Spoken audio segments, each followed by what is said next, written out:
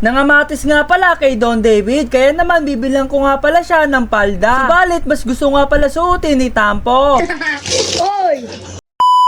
For this video nga pala ay nagja-jogging nga pala ako dito sa Cubs para sa ganun ay maging healthy living. Pag-uwi ko nga pala sa bahay, agad ko nga pala inayos yung aking mga hamster. Dahil nga pala sobrang dumi na ng kanyang mga bahay. Ito nga pala mga hilig ko. Pagpasensyahan nyo nga pala yung aking voiceover dahil yung idol nyo si Don David ay hindi makapag-voiceover. Sabi niya daw sa akin, hirap daw siya mag-voiceover dahil siya ay tuli. Sa palagay niya mga katampi, totoo bang mahirap magsalita kapag bagong tuli ka? Dito nga pala ay naglilinis nga pala ako ng aming bahay. Isipan ko nga pala ilabas ito at lalagyan ko nga pala ng aking mga alaga. Pagkatapos nga pala magre-repaint ako ng parts ng aking motor. Sigurado wala akong magiging sablay dito. Dahil nga pala lagi ko nga pala itong ginagawa. Bali ilang beses na nga pala ako nagre-repaint ng bike. Kung napapanood nyo anong bike nga pala yung akin na-repaint. Dito nga pala naisipan ko i-repaint yung tsunami. Siyempre hindi papayag si Don David. Mag-request nga pala kayo kung anong pinakamagandang frame. Dito nga pala biglang nilagna't si Don David. Kaya naman i-check natin yung kanyang temperatura. Dito nga pala 38.9.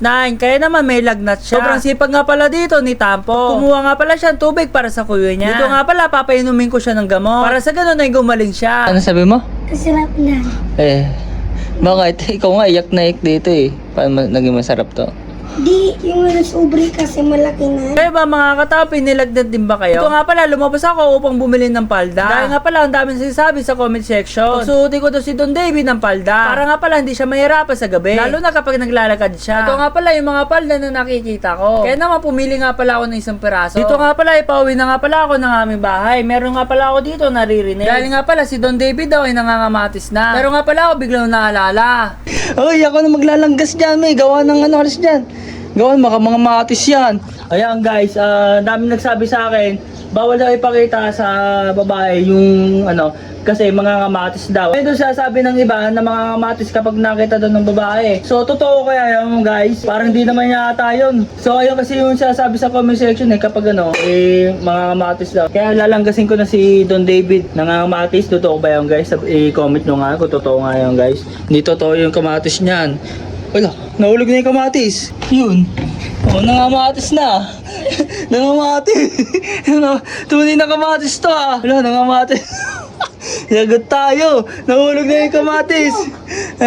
Mi, nahulog na yung kamatis oh. Mi, nahulog yung kamatis. Sabi ko sige, magluto ko na ha. Adobong pusit, lutuin mo. With kamatis na nahulog.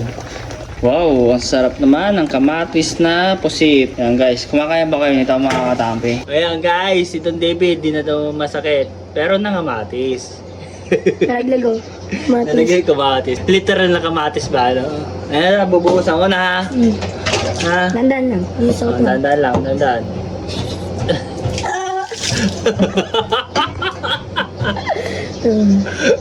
Tapo guys oh. Kinakabahan ka. Ano? Oy!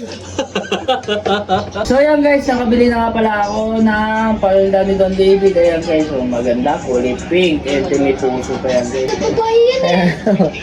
Don David oh. Ano, masasabi mo sa palda? Ha? Ha?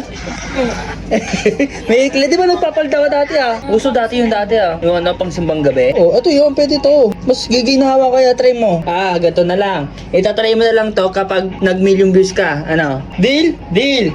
Yan guys, tatry daw ni Don David to. Pero ano masasabi niya mga katampi? Okay naman to ha, palda, ang ganda nga eh. Ang ganda ni Tampo guys! Ayan, sinukat ni Tampo guys. Mo guys oh, tuloy na oh, tuloy. Diba? Oh. Ayan o, bagay kay Tampo guys! Naku po, bagay kay Tampo guys, o, tingnan nyo. Ayan o, bagay kay Tampo guys. Kaso support pa siya eh. Dapat kay Don David siya, kaso nahiya siya guys eh. Pabutin nyo daw ng 1 million. Ayan, si Tampo na nagsuot guys, so bagay na bagay kay Tampo. So, ganito na lang, istorya pa lang.